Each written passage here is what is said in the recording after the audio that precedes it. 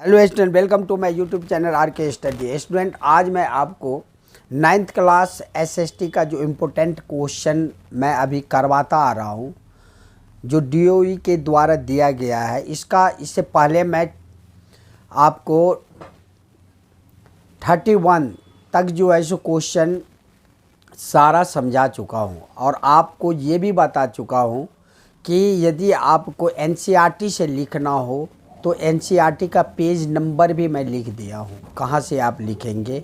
नहीं तो आप 2 से 4 बार यदि आप सुनेंगे, उसी से आपको सारा क्वेश्चन जो है सो याद हो जाएगा और आराम से आप एग्जामिनेशन में लिख लेंगे। आज मैं क्वेश्चन नंबर 31 का जो अथवा क्वेश्चन है, भारतीय जलवायु को प्रभावित करने वाले कारकों का उदाहरण सहित वर्णन कीजिए। जो आपका भारतीय जलवायु को प्रभावित करने वाले उदाहरण सहित जो है सो कह रहा है वर्णन करने के लिए। तो भारत के जो जलवायु होता है वो आपको पता होगा कि भारत की जलवायु क्या होती है, मानसूनी होती है। और भारत की जलवायु को प्रभावित करने वाले जो कारक है वो सबसे पहले अक्षांश है। क्या है? अक्षांश। उसके बाद क्या है? तुंगता। तुंगता का मतलब ही होता है ऊंचाई। उसके बाद है वायुदाब। उसके बाद है पवन तंत्र। उसके बाद समुद्र से दूरी और महासागरीय धाराएं तथा उच्चावच के लक्षण।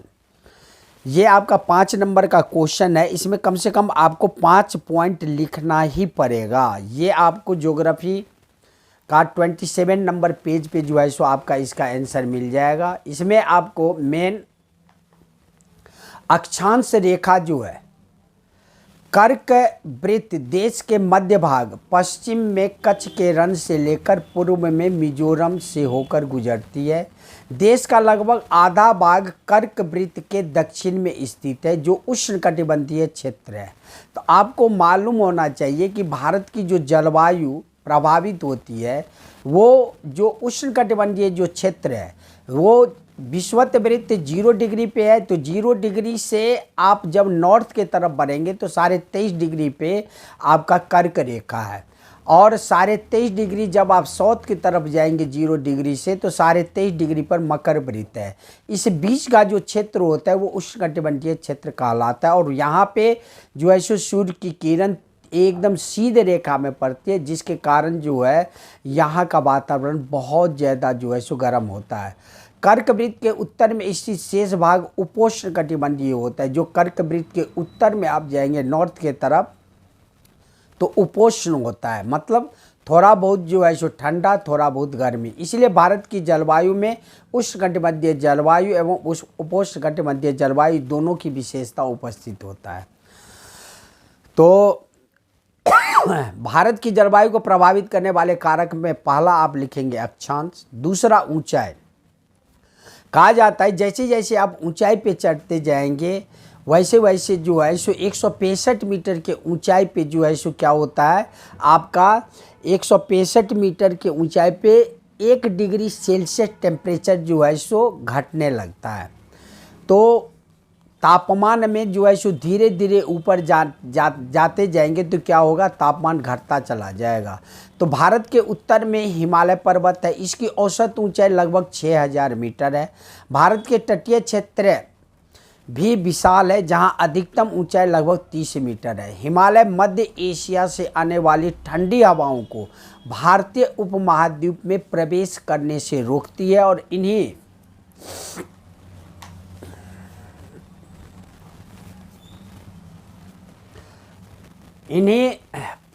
पर्वतों के कारण इस क्षेत्र में मध्य एशिया के तुलना में ठंड कम पड़ता है। लेकिन आपको इसमें जो लिखना है कि जैसे जैसे हम ऊंचाई पे जाएंगे, जैसे 165 मीटर की ऊंचाई पे 1 डिग्री सेल्सियस टेम्परेचर जो है सो कम हो जाता है। तो इसलिए भारत के जलवायु को जो है सो आपको ऊंचाई भी प्रभावित करता है। उसके बाद नेक्स्ट है वायु दाब एवं पवन। ये भी भारत के जलवायु को प्रभावित करता है। भारत के जलवायु तथा संबंधित मौसम अवस्थाएं को प्रभावित करने वाले कारक में वायुदाब और पवन भी है। जैसे भारत उत्तर पूर्वी व्यापारिक पवनों वाले क्षेत्र में स्थित है। ये भी क्वेश्चन बहुत बार आया हुआ है कि भारत का जो है सो आपका व्यापारिक पवन किस क्षेत्र में है, तो उत्तर पूर्वी व्यापारिक पवन। ये पवनें उत्तरी गोलार्ध के उपोष्णकटिबंधीय उच्च दाब पट्टियों से उत्पन्न होती है और ये दक्षिण की ओर बहती कोरियोलिस बल के कारण दाहिनी ओर विक्षेपित होकर विषुवतीय निम्न दाब वाले क्षेत्र की ओर बढ़ती है, जिसके कारण जो है सो जलवायु भारत की प्रभावित होती है। इसमें एक क्वेश्चन आप अलग से इसमें ही कर लीजिए, जैसे कोरियोलिस बल के बारे में आपको पूछे कि कोरियोलिस बल कहते किसे हैं, तो पृथ्वी के घूर्णन के कारण उत्पन्न आभासी बल को कोरियोलिस बल कहते हैं। इस प्रकार जो है सो आप वायु दाब और पवन में जो है सो आप जो लिखेंगे, मेन अभी मैं पवन के बारे में बताया, वायुदाब में आप लिखेंगे कि भारत की वायुदाब एवं पवन तंत्र अद्वितीय है। शीत ऋतु में हिमालय के उत्तर में उच्च दाब होता है। शीत ऋतु में हिमालय के उत्तर में उच्च दाब होता है और इस क्षेत्र की ठंडी शुष्क हवाएं दक्षिण में निम्न दाब वाले महासागरीय क्षेत्र के ऊपर बहती है और ग्रीष्म ऋतु में आंतरिक एशिया एवं उत्तर पूर्वी भारत के ऊपर निम्न दाब का क्षेत्र उत्पन्न कर देता है, जिसके कारण गर्मी के दिनों में वायु की दिशा पूरी तरह से परिवर्तित हो जाता है और इस प्रकार जो है सो वायु दाब भी भारत के जलवायु को प्रभावित करता है। भारत के जलवायु को प्रभावित करने वाले नेक्स्ट कारक में जेट धाराएं हैं। जेट धारा के बारे में वैसे भी आपको पूछता है, जेट धारा जो है सो क्या है, तो जेट धारा के बारे में आप सही ढंग से जो है सो आप समझ लीजिए कि जेट धारा होता क्या है। तो जेट धाराएं लगभग 27 डिग्री से 30 डिग्री उत्तरी अक्षांश के बीच स्थित होता है, इसलिए इन्हें उपोष्णकटिबंधीय पश्चिमी जेट धाराएं भी कहा जाता है। भारत में ये जेट धाराएं ग्रीष्म ऋतु को छोड़कर पूरे वर्ष हिमालय के दक्षिण में प्रवाहित होता है और इसे पश्चिमी प्रवाह के देश को उत्तर और उत्तर पश्चिम भाग में पश्चिमी चक्रवाती विक्षोभ आते हैं। गर्मियों में सूर्य की आभासी गति के साथ ही उपोष्णकटिबंधीय पश्चिमी जेट धारा हिमालय के उत्तर में चली जाती है और एक पूर्वी जेट धारा, जिसे उपोष्णकटिबंधीय पूर्वी जेट धारा कहा जाता है, गर्मी के महीनों में प्रायद्वीपीय भारत के ऊपर लगभग 14 डिग्री उत्तरी अक्षांश में प्रवाहित होती है। इस प्रकार जो है सो जेट धाराएं भी जो है सो भारत के जलवायु को प्रभावित करता है। उसके बाद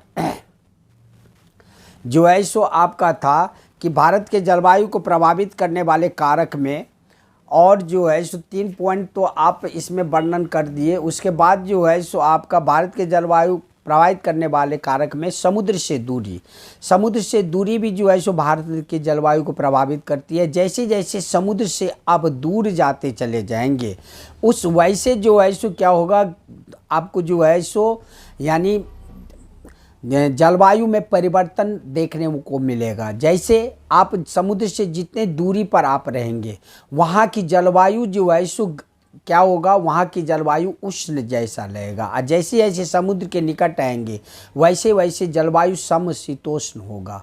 महासागरीय धाराएं भी जो है सो आपको भारत के जलवायु को प्रभावित करता है। महासागरीय धाराएं जो उत्पन्न होती है, मुख्यतया जो उत्पन्न होती है महासागरीय धाराएं, वो आपको महासागर में उत्पन्न होती है और इसमें जो है सो इतनी तेज गति होती है जिसके कारण जो है सो कहा जाता है कि उसके ऊपर से जो भी हवाएं चलती है वो भी जो है सो आपको धीरे धीरे जो है सो ठंड होने लगती है और वो हवाएं जिधर बहती है वो जो है सो अब वहाँ की स्थिति को ठंड कर देती है और इस प्रकार जो है सो महासागरीय धाराएं भी जो है सो क्या करता है, जल भारत के जलवायु को प्रभावित करता है।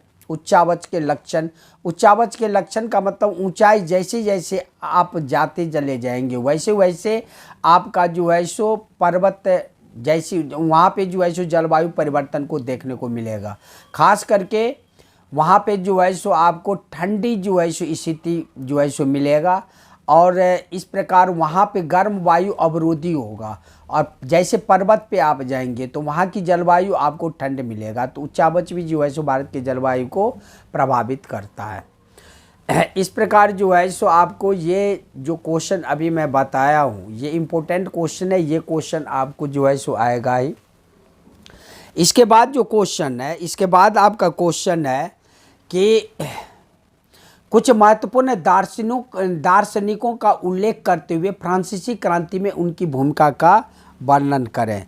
ये क्वेश्चन आपका जो है सो बहुत इम्पोर्टेंट क्वेश्चन है और ये क्वेश्चन जो है सो बहुत बार जो है सो आया हुआ है। तो आप इसमें आप लिखेंगे कि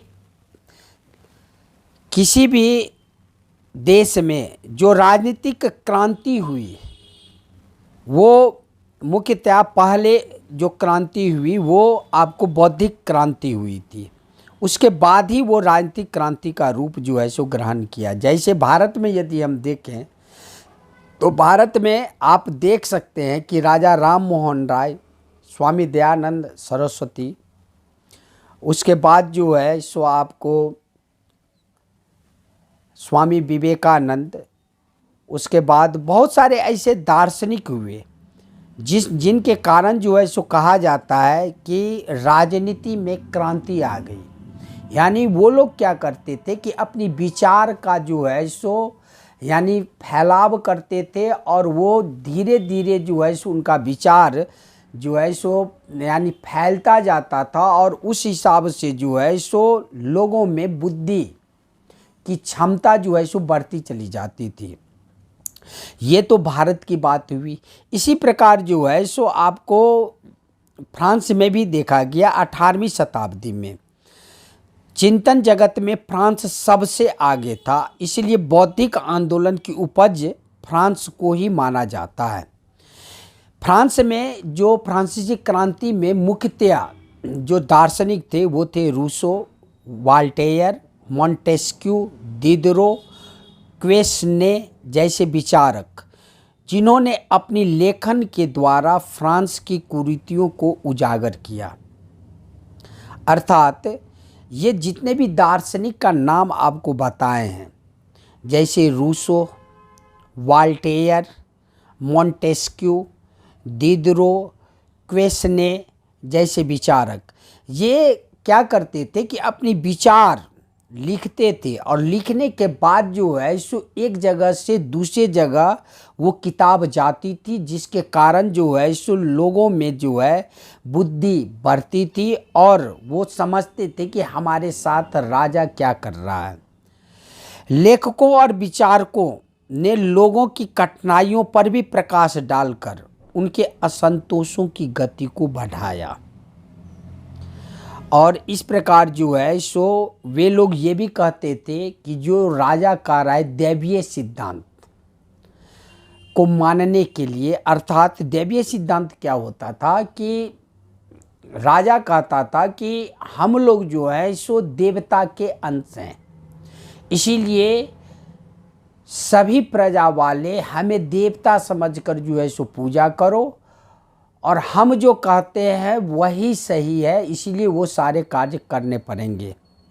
और इस प्रकार जो है सो सारे जितने भी विचारक थे वो सारे विचारक जो है सो अपनी जो है सो विचार लेखन के द्वारा एक जगह से दूसरी जगह जो है सो अपना विचार जो है सो लोगों में फैलाकर उसके बाद जो है सो लोगों में जो है सो बुद्धि किस हिसाब से बढ़े, वो सारे दार्शनिक अपना अपना जो है सो काम किए और अंत में आप देख सकते हैं इन्हीं विचारक के कारण आज जो है सो फ्रांस 1779 में आज़ाद हुआ। तो दार्शनिकों का फ्रांसीसी क्रांति में महत्वपूर्ण योगदान है, इतना आप लिख देंगे काफ़ी है।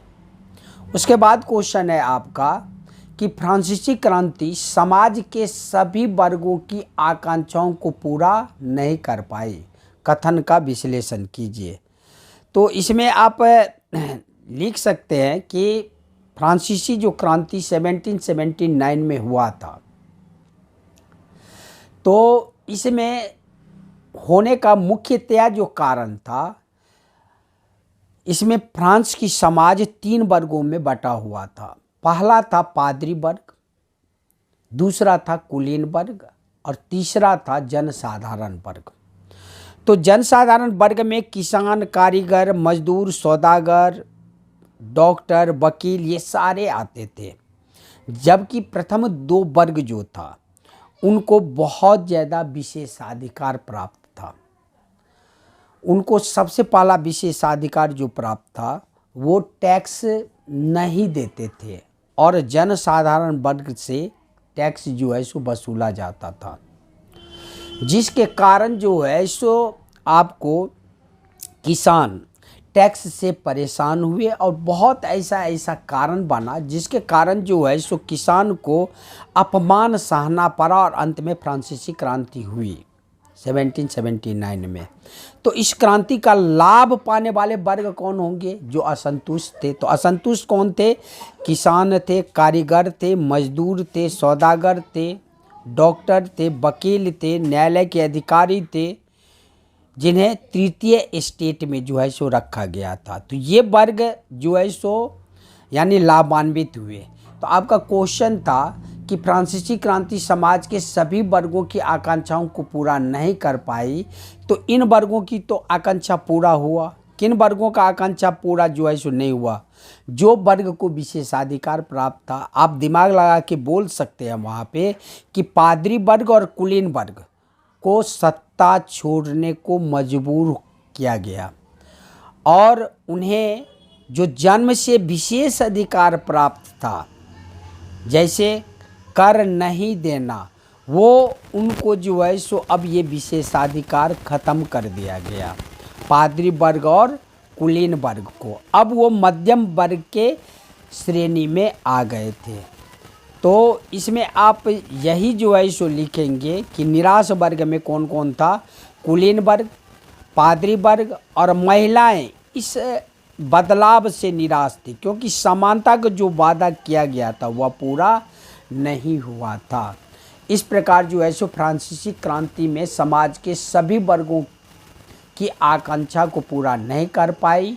और वो आकांक्षा किसका था? वो आकांक्षा महिलाओं का था। वो आकांक्षा किसका पूरा नहीं हो पाया? कुलीन वर्ग और पादरी वर्ग का।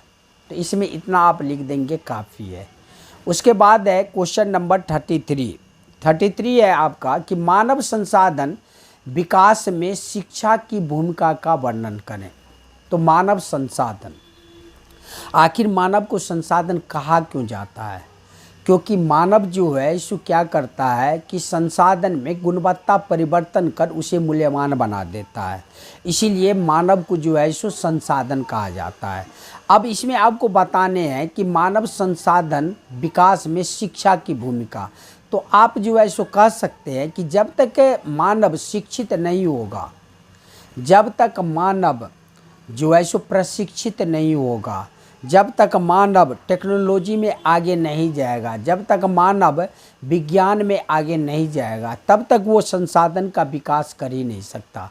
आज आप मोबाइल देख रहे हैं, टीवी देख रहे हैं, या आप घड़ी देख रहे हैं, पंखा देख रहे हैं, एरोप्लेन देख रहे हैं, ये शिक्षा का ही जो है सो कमाल ही है, जिसके कारण आज मानव जो है सो क्या किया? संसाधन का विकास किया। अगर शिक्षित मानव नहीं रहता तो आज ये समय जो है सो हड़प्पा सभ्यता और मोहनजोदड़ो की जो सभ्यता थी, उस समय की सभ्यता रहती, जो मानव पढ़े लिखे नहीं थे, जंगल में मात्र जीवन जीने के लिए वो जो है सो इधर से उधर भटकते रहते थे।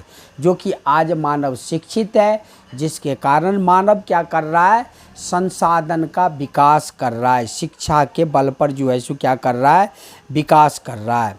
मानव शिक्षा का समुचित प्रयोग कर रहा है, जिसके कारण जो है सो उसको धीरे धीरे पथ प्रदर्शन आगे की ओर होता जा रहा है। मानव यदि शिक्षित नहीं होता तो ये ज्ञान कभी भी प्रसार नहीं होता, और ज्ञान प्रसार नहीं होता तो कभी भी प्रकाश बनकर अंधकार रूपी अज्ञानता को वो दूर नहीं कर सकता था। इसीलिए हम कह सकते हैं कि मानव का जो शिक्षा है वो जो है सो विकास में प्रमुख योगदान देता है। विकास से गहरा संबंध है। मनुष्य अपनी शैक्षिक उपलब्धियों के कारण ही स्वयं का विकास करते हुए प्रकृति में उपलब्ध अन्य संसाधनों का इस प्रकार प्रयोग करता है जिससे कि मनुष्य की सर्वांगीण विकास हो सके। मनुष्य शिक्षा का सहारा लेते हुए समक्ष उत्पन्न कठिनाइयों और चुनौतियों का सामना करता है। कोई भी कठिनाई आती है तो मानव शिक्षा के बल पर जो है सो क्या करता है, उस कठिनाइयों का जो है सो सामना करता है और सामना करते हुए वो जो है सो समस्या का समाधान कर देता है। शिक्षा शास्त्र में जब मानव संसाधन के विकास का प्रश्न होता है तो सर्वप्रथम यह अपेक्षा की जाती है कि मानव के विकास में प्रकृति में उपलब्ध संसाधनों का उतना योगदान नहीं हो पाता है जितना शिक्षा के दौरान होता है। अतः शिक्षा को ही सर्वोपरि मानते हुए शिक्षा शास्त्रियों ने ऐसी व्यवस्था की जिससे बिना शिक्षा का न तो समुचित प्रबंधन संभव है और न ही मानव रूपी संसाधन का विकास हो सकता है। शिक्षा के बल पर जो है सो निर्णय शक्ति में बढ़ोतरी होती है। शिक्षा के बल पर उचित और अनुचित, नैतिक अनैतिक में अंतर जो है सो समझ पाते हैं। शिक्षा आत्मसात के विकास में सहायक होता है। इस प्रकार हम कह सकते हैं कि मानव शिक्षा के बल पर सभी क्षेत्रों में जो है सो अपना योगदान देता है। संसाधन के विकास में खास करके प्रमुख योगदान देता है। शिक्षा किसी देश की आर्थिक और सामाजिक विकास में किस प्रकार योगदान देती है, तो आप कह सकते हैं कि शिक्षा आर्थिक विकास में प्रमुख योगदान देती है। शिक्षा के कारण ही लोग जो है सो बड़े से बड़े कंपनी में उनकी नौकरी लगती है और जितनी इनकम लोगों की होगी उतना ही देश की जो है सो क्या होगा, आपका जो है सो जीएसटी जो है सो बढ़ेगा। यदि लोग बेहतर से बेहतर शिक्षित होंगे तो उनकी सैलरी भी बेहतर से बेहतर होगा। आज शिक्षा के कारण आर्थिक क्षेत्र में प्रमुख योगदान मानव दे रहा है।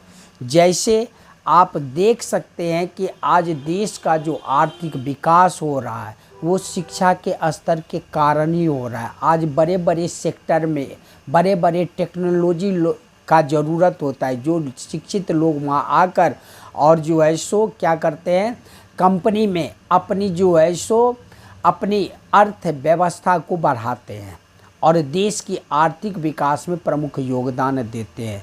सामाजिक विकास में भी प्रमुख योगदान देते हैं। एक शिक्षित व्यक्ति ही जो है सो समाज को सही ढंग से विकास कर सकता है। समाज में शिक्षित वर्ग यदि रहेंगे तो उन्हें समाज के विकास के लिए क्या क्या करना है, शिक्षित व्यक्ति वो समझते हैं और उस हिसाब से समाज का जो है सो क्या करते हैं, विकास करते हैं। जैसे एक शिक्षित वर्ग यदि समाज में है तो पेड़ पौधे के महत्व को ज़रूर वो समझेंगे तो पेड़ पौधे कटने नहीं देंगे। एक पार्क की महत्व समझेंगे तो पार्क में जो आपका पेड़ पौधा होता है उसे कटने नहीं देंगे। एक शिक्षित व्यक्ति होंगे तो समाज में कूड़ा कचरा कहीं कहीं जो फेंका रहता है वो फेंकने नहीं दे सकते। वो अपना शिक्षा का जो है सो विकास करके समाज को विकास करने की कोशिश करेंगे। कहेंगे कि इस कचरे से कितनी बीमारी फैलती है, कितनी बैक्टीरिया जो है सो फैलता है, जिसके कारण लोग जो है सो बीमार होते जाते हैं। इस प्रकार हम कह सकते हैं कि शिक्षा जो है सो देश के आर्थिक और सामाजिक विकास में प्रमुख योगदान देता है। उसके बाद जो है सो आपका नेक्स्ट जो क्वेश्चन है, नेक्स्ट क्वेश्चन आपका है कि सरकार किसी भी देश में मानव पूंजी के निर्माण को कैसे बढ़ावा दे सकती है और इस लक्ष्य का समर्थन करने वाली नीतियां और पहले के उदाहरण को समझाइए। तो इस प्रकार जो है सो आपको इस क्वेश्चन का जो जवाब लिखना है, मेन जो है क्वेश्चन जो आपका है वो क्वेश्चन है कि मानव संसाधन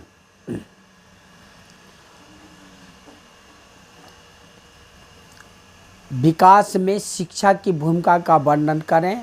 तो ये तो क्वेश्चन मैं अभी आपको बताया। अब क्वेश्चन है सरकार किसी देश में मानव पूंजी के निर्माण को कैसे बढ़ावा दे सकती है। मानव पूंजी के निर्माण में बढ़ावा कैसे दे सकती है और इस लक्ष्य का समर्थन करने वाली नीतियों और पहलों के उदाहरण प्रदान करें। तो सबसे पहले आपको मानव पूंजी को जो है सो समझाना पड़ेगा कि आखिर मानव पूंजी होता क्या है। तो मानव पूंजी निर्माण से आशय उस प्रक्रिया से है जिसमें एक व्यक्ति को शिक्षा, स्वास्थ्य, प्रशिक्षण, सूचनाएं आदि उपलब्ध कराई जाती है ताकि मानव की उत्पादन दक्षता में वृद्धि हो। अर्थात मानव पूंजी निर्माण का मतलब ही होता है कि एक व्यक्ति को शिक्षा का स्तर बढ़ाया जाए, एक व्यक्ति का स्वास्थ्य का स्तर बढ़ाया जाए, प्रशिक्षण दिया जाए, सूचनाएं दिया जाए, जिससे कि जो है सो मानव की उत्पादन दक्षता में क्या हो, वृद्धि हो। मानव पूंजी के स्टॉक में यह वृद्धि जो होगी उसी को मानव पूंजी निर्माण कहते हैं। अर्थात मानव पूंजी निर्माण का मतलब ही है कि शिक्षा, स्वास्थ्य, प्रशिक्षण सारे में मानव को जो है सो क्या किया जाए, प्रशिक्षित किया जाए, जिससे मानव जो है सो क्या करे, अंत में देश का उत्पादन क्षमता बढ़ा पाए। और ये जो मानव पूंजी के स्टॉक में यह जो वृद्धि है इसी को कहा जाता है मानव पूंजी निर्माण। किसी भी देश में पूंजी निर्माण के जो स्रोत होता है वो सबसे पहला क्या होता है, सबसे पहला आप देख सकते हैं कि मानव को जितना आप प्रशिक्षण देंगे उस हिसाब से मानव उस हिसाब से जो है सो प्रशिक्षित होता है और उसी हिसाब से कार्य भी करता है। जैसे मानव पूंजी के निर्माण में सबसे पहला है शिक्षा पर आप व्यय कीजिए, स्वास्थ्य पर जो है सो क्वेश्चन आपका था कि इस लक्ष्य को समर्थन करने वाले नीतियों और पहलों को उदाहरण के द्वारा बताइए, और सरकार किसी देश में मानव पूंजी के निर्माण को कैसे बढ़ावा दे सकती है। तो शिक्षा पर व्यय करके, स्वास्थ्य पे व्यय करके, उसके बाद जो है सो आप कह सकते हैं कि इसमें जो है सो प्रशिक्षण दे करके, उसके बाद जो है सो एक जगह से दूसरी जगह स्थानांतरण करके, उसके बाद सूचना पे व्यय करके सरकार किसी भी देश के मानव पूंजी के निर्माण को बढ़ावा दे सकता है। हाँ, मानव पूंजी के निर्माण में बहुत सारी जो है सो समस्याएं आ सकती है, जैसे जनसंख्या में तीव्र वृद्धि, दीर्घकालीन जो है सो आपका जो दीर्घकालीन जो है सो यदि किसी भी प्रकार की समस्या चलती आ रही है उसका जो है सो ख़त्म न होना, उसके बाद लैंगिक असमानता, उसके बाद जो है सो लोगों का पलायन, कृषि क्षेत्र की उपेक्षा यदि किया जाए तो ये सब सारे मानव पूंजी के निर्माण में बाधक का काम करता है। इसीलिए देश की आर्थिक विकास में मानव पूंजी के निर्माण की जो है सो प्रमुख भूमिका होती है। मानव पूंजी क्या करेगा, यदि किसी भी देश में शिक्षा पे व्यय किया जाए, मानव पर, स्वास्थ्य पर व्यय किया जाए, उसे प्रशिक्षण दिया जाए, स्थानांतरण जो है सो एक जगह से दूसरी जगह किया जाए, सूचना पे व्यय किया जाए, इससे क्या होगा, उत्पादन में वृद्धि होगी, जीवन की गुणवत्ता में वृद्धि होगी, जीवन प्रत्याशा में वृद्धि होगा, सामाजिक न्याय में जो है सो वृद्धि होगा, नव प्रवर्तन संबंधी कौशल आएगा। और इस प्रकार जो है सो आप कह सकते हैं कि यदि सरकार किसी भी देश में मानव पूंजी के निर्माण को बढ़ावा यदि देती है तो बढ़ावा देने के लिए सरकार शिक्षा पे व्यय करती है, स्वास्थ्य पे व्यय करती है, प्रशिक्षण पे व्यय करती है, उसके बाद स्थानांतरण एक जगह से दूसरी जगह करते रहने से भी जो है सो प्रशिक्षित लोगों में थोड़ा बहुत जो है सो ज्ञान की वृद्धि होती है, सूचना पे व्यय करती है। तो इस प्रकार जो है सो आप कह सकते हैं कि सरकार किसी देश में मानव पूंजी के निर्माण में प्रमुख योगदान देती है। इस लक्ष्य समर्थन करने वाले नीतियों और पहलों का उदाहरण प्रदान करें। तो ये सारे जितने भी मैं पॉइंट बोला हूँ ये सारे पॉइंट जो है सो आपको बोलने हैं, और इस प्रकार जो है सो सारे आज जो है सो क्वेश्चन मैं आपको कंप्लीट जो है सो कर दिया।